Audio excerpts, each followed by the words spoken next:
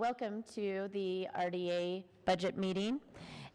We should be hopefully pretty quick. I don't know. We're just, Jen is going to kind of run through some of the policy questions that had been brought up in prior RDA budget meetings to answer. We're not going to call anyone to the table unless there are specific questions that Danny may need to answer, but I think the information that was provided in your staff report kind of gets at it, and it really at this point I think boils down to just decisions being made by the board. So if there's further information, obviously we have everyone in the audience that can answer that, but I think it's more discussion time on these issues. So Jen's just going to run through those bullet points in the beginning, in the part that's blue in your staff report that's newly added, and we'll go from there. Thank you, Madam Chair. There were also a handful of questions that RDA staff provided answers to, and that was included as an attachment to your staff report, so if you want to reference that. The first maybe issue of business for the council, or the board to straw poll, is the concept of funding the administrative budget using a portion of fund balance. As we dug into this a little bit more, it turns out that it was a timing issue with building in proposed salary adjustments that were included in the mayor's recommendation for 2020, and not sort of any policy decision from the RDA staff to fund that portion of administrative fees. And you'll see that on page 3. It's about $380,000 from fund balance that's helping to fund the administrative budget. Yes. Yeah. Madam Chair, sorry. In my packet, I don't have this. And the section with the blue? Yeah, I'm sorry. Here, you can have mine. I'm in the afternoon section of our packet, right? Yes. Not the evening. And not the June RDA. And not the June 6th one. It's the 4th one. RDA. Yeah, June. I'm sorry. I'll reload it. And yeah, maybe sorry about that. But in the meantime, do you need I this? think, nope, I've got it. I've got it on my computer. All right. Well, and I've got it on my computer. So. Sorry. Oh, that's Thank okay. you. I'm sorry. So on page 3, it talks about the. In that chart shows the amount that's going to the administrative budget from fund balance. Typical budget practice would be to fund your ongoing expenses with your ongoing revenues. If the board wanted to do that, RDA staff has said that they could essentially distribute that $380,000 kind of on a pro rata basis for the rest of the project areas. It would mean that maybe some of the specific projects would have to be tweaked. An alternative is for the board to say, this fund balance is available and available to use this year, and we'll do this for this year only, but request that in future years the RDA staff build in a placeholder for the mayor's compensation, potential compensation increases, and then that way it's an easy adjustment downward instead of, kind of doing it upward at the last minute. So either way is fine. We don't want to add, we didn't intend to raise this to add any sort of last minute scrambling, but just pointing it out from a sort of budget practice standpoint. So I don't know if the board wants to straw poll either of those options. Is there any discussion on this again? Andrew, did you look like you want to say something? No?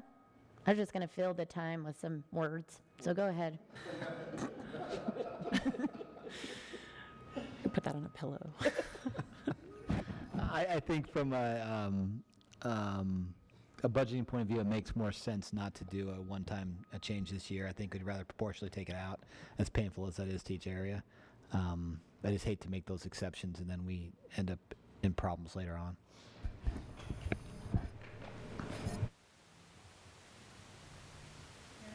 And Board Member Johnston, help me understand, because I think I was looking through my packet maybe when Jen was explaining this part, but if we take those out of those project areas, then where do they sit?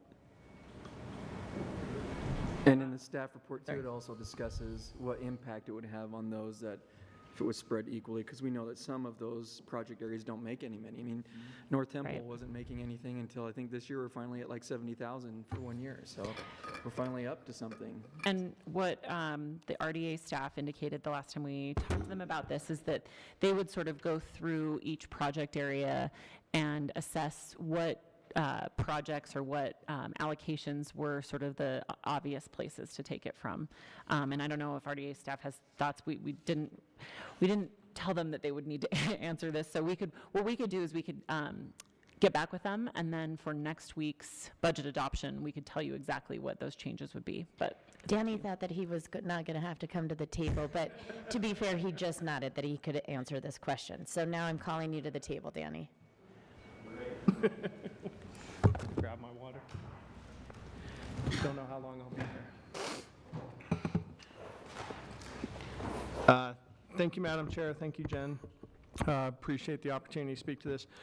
We did not present a formal answer in terms of where the funds would come from, but essentially for most of the project area funds, as you look through them, it's pretty obvious in terms of what are the discretionary items. Each majority of funds have just one line item in it that would need to be adjusted. And so if we were to look at spreading this out across all the admin funds, what you would essentially do is increase that allocation and expense on the admin side. And then we would go through and offset it by a corresponding line item. And I think the only one that you have maybe more than one choice is CBD. And that would be whether you wanted it to come from the infrastructure and or the commercial loan fund. And all the others I'm happy to go through if you want to kind of have an idea of where that would be taken from specifically. Don't have it up, so. Speaking through it, just real fast from a standpoint of each fund. As I said, within CBD, you'd be looking at probably reducing the commercial loan program contribution. Within Depot District, you'd probably be reducing the amount of the Station Center shared parking allocation. West Capitol Hill would reduce the amount going to 300 West. Within Granary, it would reduce the amount going to the adaptive reuse program. And within North Temple, your capital expenditure there would be the catalytic project. And then outside of that, the only other adjustment you would have would be within the North Temple Viaduct project area, which would then just offset the amount of debt service payment going to Salt Lake City. So it wouldn't be a huge impact. The dollar amount would really only be significant probably within the Central Business District project area. But other than that, it would just be a matter of making small adjustments to those amounts. At that point, could the fund balance be reallocated to certain projects as well? Seems like it's a shell game about money Yeah, here, the but fund balance at that point, it pretty much is a shell game, because the fund balance at that point within the admin budget would then just be redistributed right back to all those funds, and correspondingly would go back in the same proportion as you're bringing money in, and you'd probably just do a budget opening and put it right back to those line items. It really is it's moving pieces around on the same chessboard, but it's sort of one of those accounting practice things that always raises a flag, and so we just, thought, yeah. yep, but it's exactly right. That's why I agree with it. I think procedurally it's the right thing to do. The money comes out the same either way, but. The bigger question, I think, for the board, I mean, I agree, it's all, as Jen said, I think that's the perfect way to put it, it's moving chess pieces on the same board. The bigger question is the amount of time that it would take staff to do this, because would need to be done before next Tuesday. And so that's a question for you. And then I think if we understand that where this came from, how it came about, this isn't a precedent that anybody's trying to set. It was a timing issue. We've talked about it all at length and some ideas in moving forward and doing all of it next year, So for me, if it's going to take staff 5 hours, it doesn't seem worth it. There's probably 5 hours they could spend on something else. And if we know that we're not trying to set a precedent, but we have options moving forward and we understand where it all came from, then I don't want a staff person to spend 5 hours moving the chess pieces. If it's going to take an hour or something, so I guess that would be my question to you, Danny, and I think for the board. Yeah, I think it'd be a function of it. It'd probably take a little bit of time for finance and budget to make all those adjustments, and then correspondingly, we'd be coming right back in a month or two and doing the same thing within our first budget amendment, so.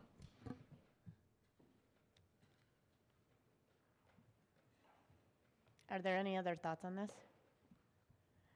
I'm fine moving forward with what you suggested, Madam Chair, but just moving forward that we are currently doing, we allocate it as expected. Meaning in the future, we make sure that we're putting in that placeholder for it coming out of each of these. We're having the policy discussion too. I don't know if we really established that yet, and looking at that too, so.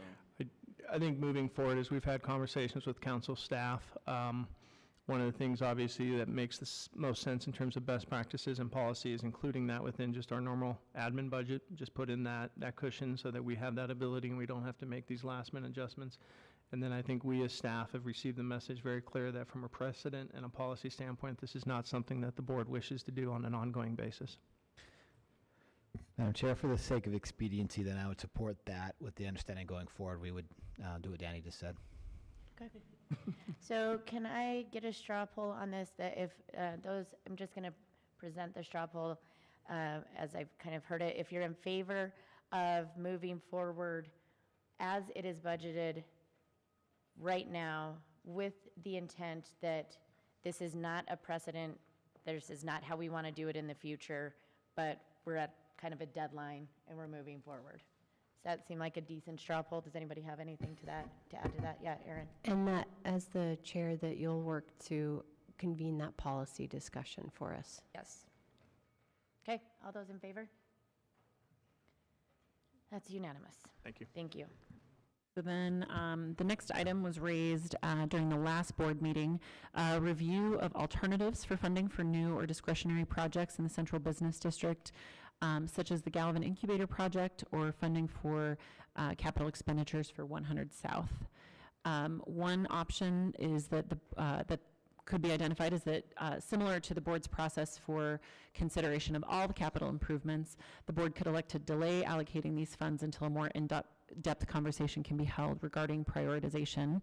The RDA staff informally met with council staff and that discussed that they are actually working on a process based on their mission and values document that would help them sort of facilitate gathering and prioritizing different projects. So that seemed to be kind of a good timing, although not ready for this budget year yet.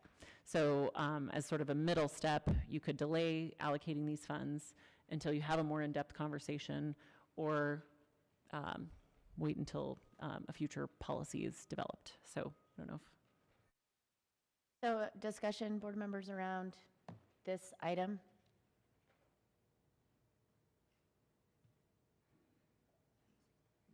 We are on the second one, the $300,000 one.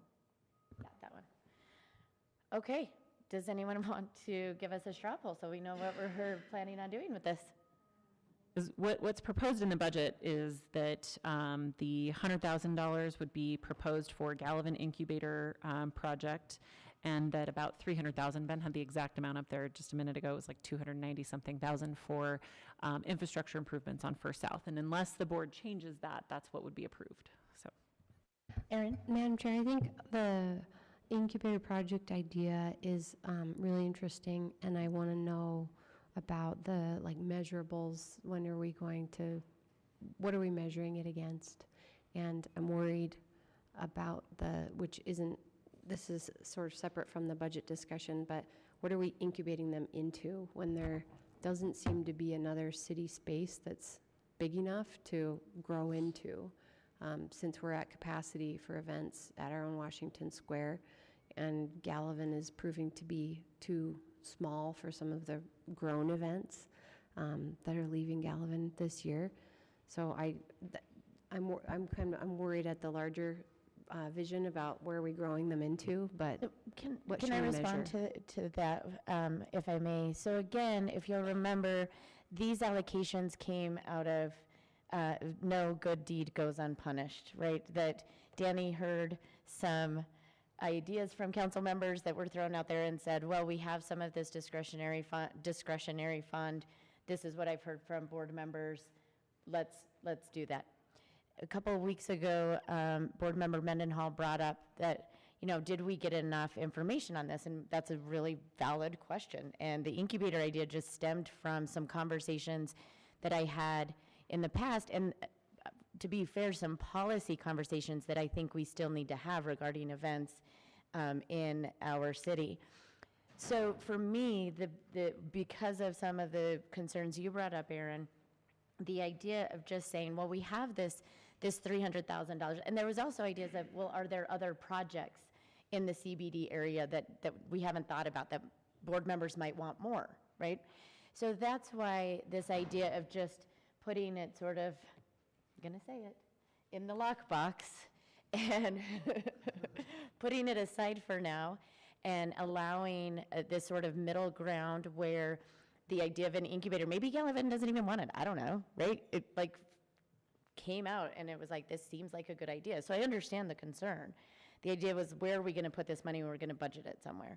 So now, that's why I would be in support of kind of taking this close to $300,000. Is that what it is total, Ben? 400? 100-ish for Gallivan and about 300 for 100 South? 229,000 for improvements to 100 South. So taking that, putting it aside, having, the other issue was, how do we come up with a process for some of this discretionary fund throughout the different districts, right? So we put it in a safe.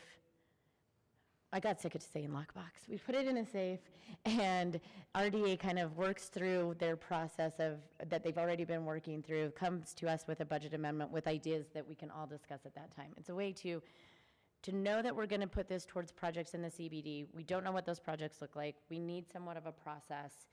We can do that later on and still approve a budget.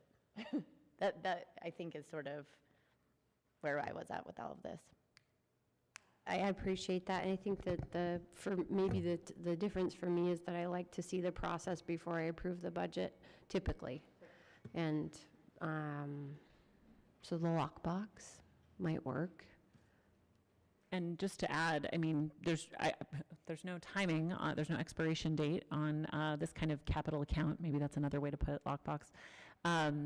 And so if the board did not feel comfortable allocating any of these funds in a budget amendment before seeing a process for how it will be going forward, I think you could hold that in perpetuity. Of course, then you have the challenge of wanting to get stuff done with money, and so that's its own challenge. But it seemed that the RDA staff was going to be working on that kind of process based on the mission and values that the board reviewed in the last meeting, whenever that was. So there's not necessarily, you wouldn't necessarily be precluded from seeing a potential process or policy before allocating the funds. It's just one other option. Any more discussion on this? Anybody have a straw poll for us?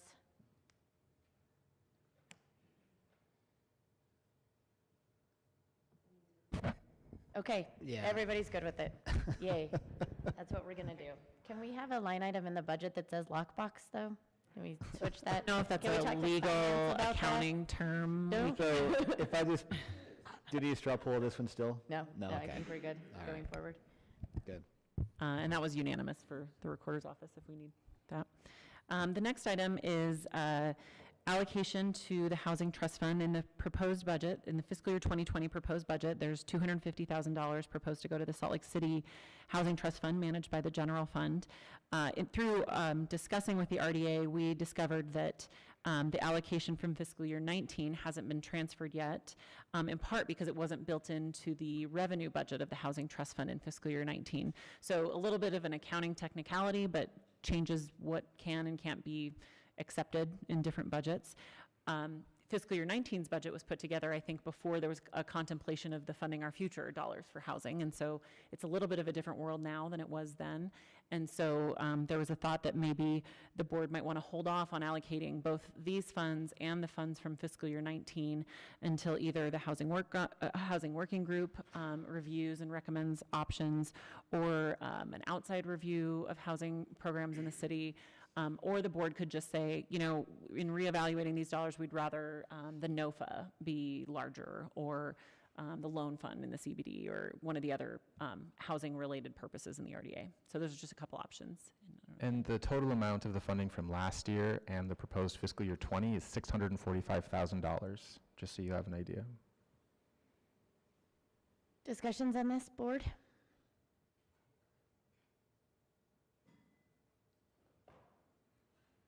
Okay, we're good. Let's do it. Just kidding. Yeah, Andrew? The question I think I would like to answer, if we could for a second.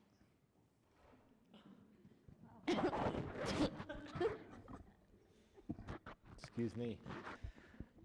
The question I think is important to talk about the housing working group perhaps for a quick second and see if the scope of that needs to increase to have this discussion there before we come back.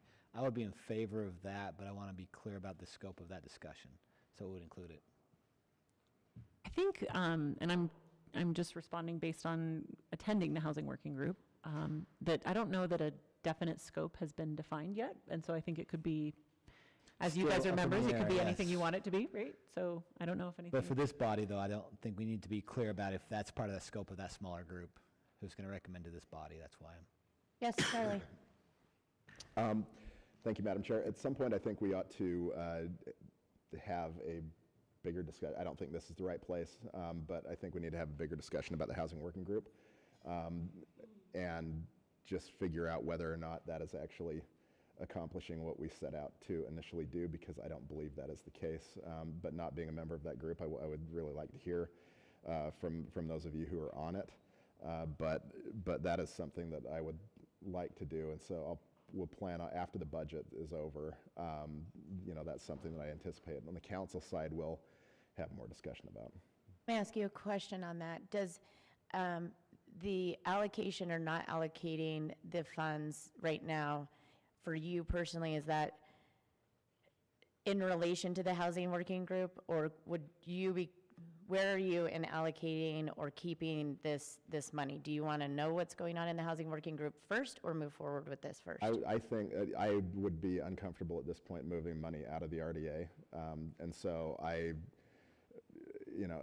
that's my feeling regardless of where things are going at the housing working group. I think if the housing working group had, I think if things had moved forward the way that we had hoped that they would, we wouldn't be having to make that decision at this point without any sort of public discussion.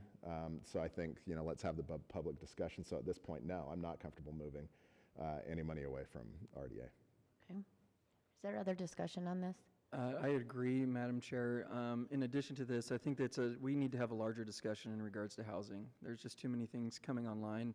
When we look at the Northwest Quadrant money that's going to be coming in from the Inland Port, we're talking about how much money are we really going to continue to fund out of Funding Our Futures, even though we haven't really allocated, we haven't really gotten there yet.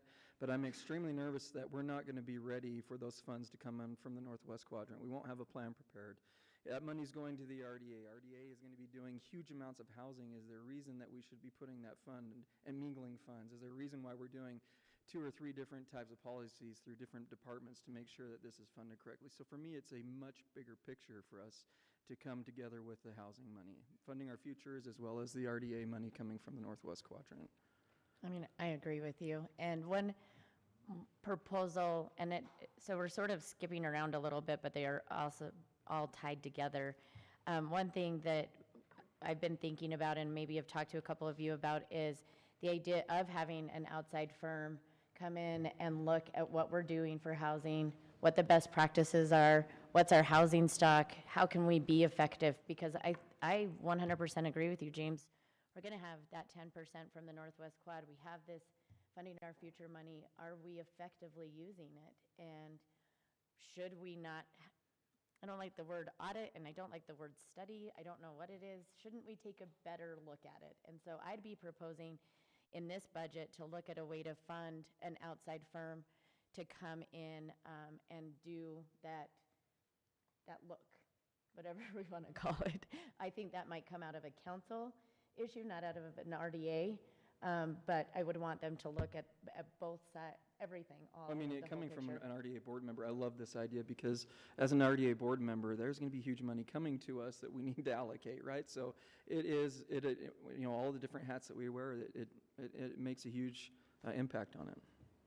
Yeah, Erin. I'm wondering, I have the same desire, but I'm wondering about whether or not it's an outside firm, whether they're local or are they national, and might there be some value instead in talking with our own development and business and finance community, who's been, in some ways, some of them have been engaged through the Blue Ribbon Commission or our own current working group.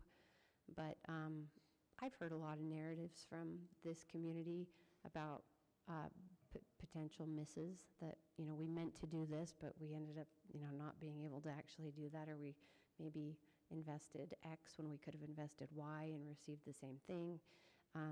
So I think that there's people asking for that conversation, not to necessarily serve on an ongoing capacity of a new working group, but from maybe the consultant. What I'm trying to say is maybe the consultant's job is to carry this local narrative and help us align that maybe with some recommendations from other cities who've done a sudden drastic increase in affordable housing dollars, and what were some of the pitfalls or the best practices that came out of those scenarios. Because I said it before, I feel like we flung the doors open on affordable housing, and now we're like, maybe we should make the doors this open. And we've been sort of learning through trial and error what we could do, but it really would be helpful to have someone, and I would want to prioritize the local feedback that has been trying to come in. And my understanding, and I think this is actually a discussion I'd ask Chair Luke to consider because I think, again, it comes sort of out of the council side of things, but the RDA certainly, obviously, we're a part of it with the housing. But my understanding is that there is a local consultant that this is housing and best practices in housing is their thing. And I think that what we need to do is recognize that if we want to fund this, put the funding towards it, and then of course, vet the process of getting the right consultant or the right scope or things like that. But I'm hearing from board members that this is important from an RDA stance, and I think I think as council members, we would say the same thing if we were in the council meeting, right? So, Madam Chair? yes. I propose that we hold off on allocating the $250,000 pending all this discussion on a council Second. level. Oh, yeah. It's a straw poll. Straw poll. I still second as straw poll. Is that on allocating it to the Housing Trust Fund?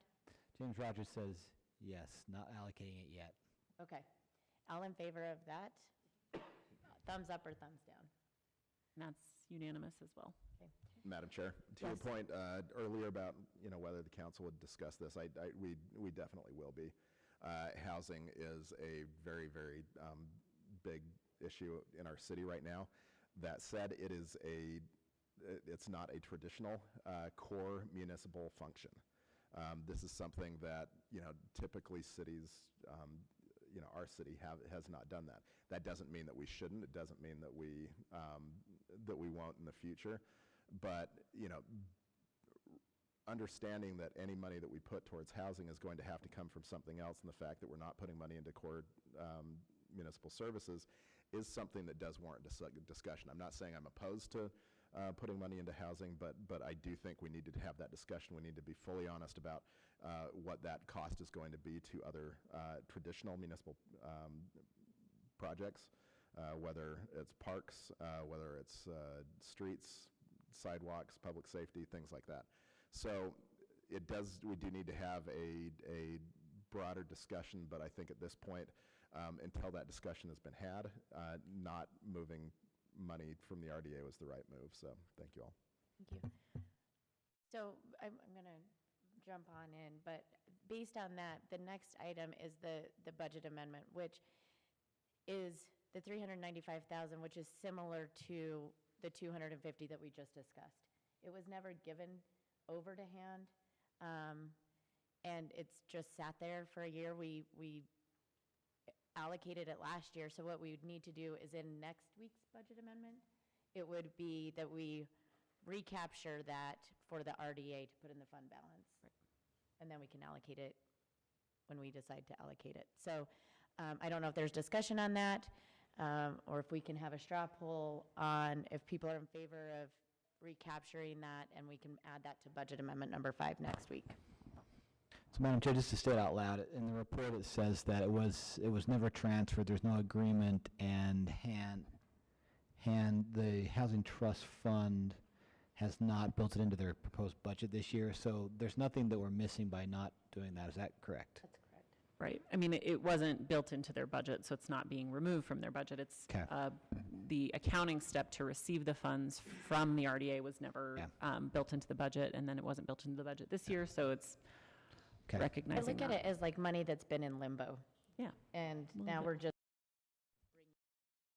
we can do, or not, maybe we give it back, but.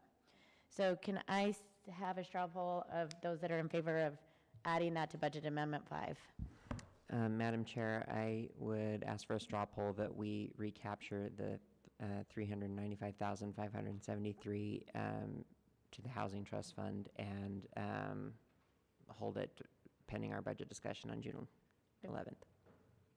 Recapture it into the RDA. Yes. Everybody got that? Basically what we just talked about? Do we need to restate it? It's a technical, budget term, just in that we'll have to make it as like an addition to the budget because it was a subtraction in the beginning of the year, so. I have a question. So I'm still a little confused about I know we raised straw poll for the 250, and now we're straw polling again for another Housing Trust Fund allocation for 395. So when this happened in the past, were we ever given an idea of what this money was going to go for, and then it just never came through? Like, we never got a plan, we never...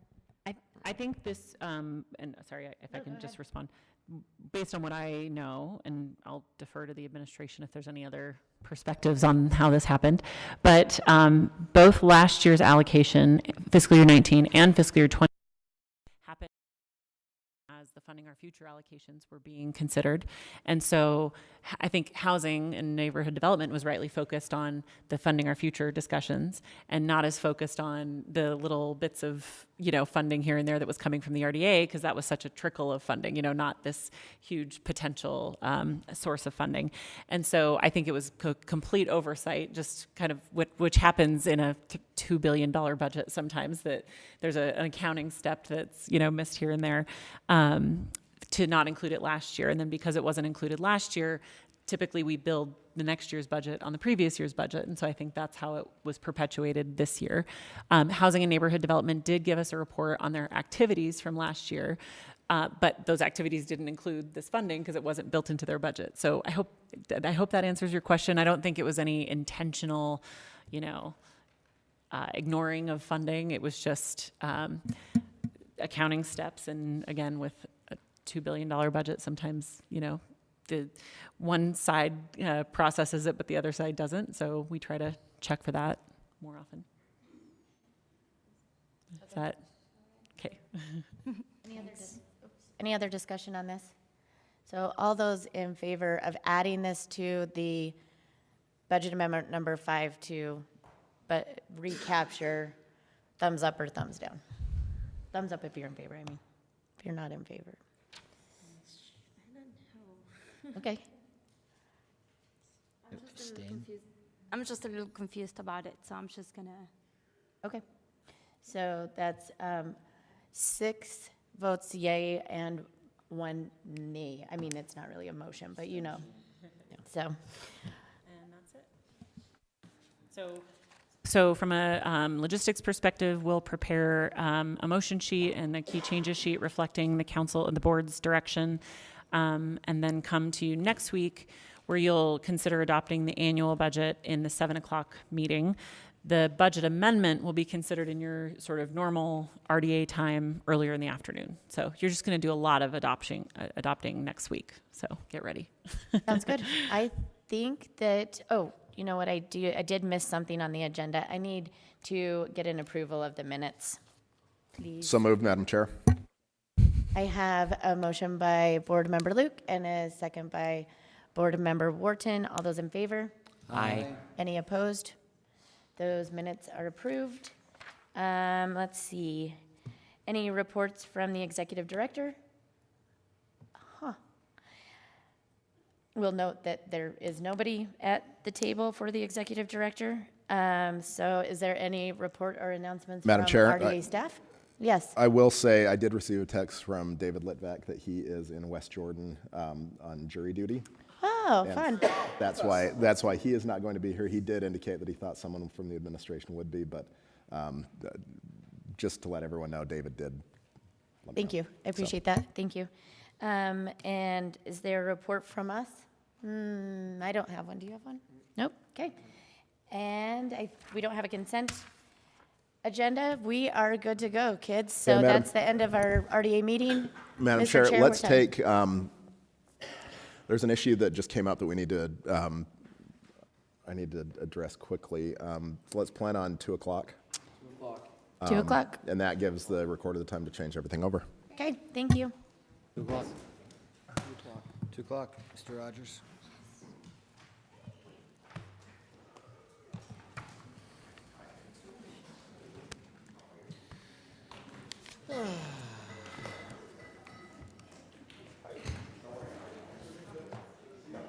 Uh-oh.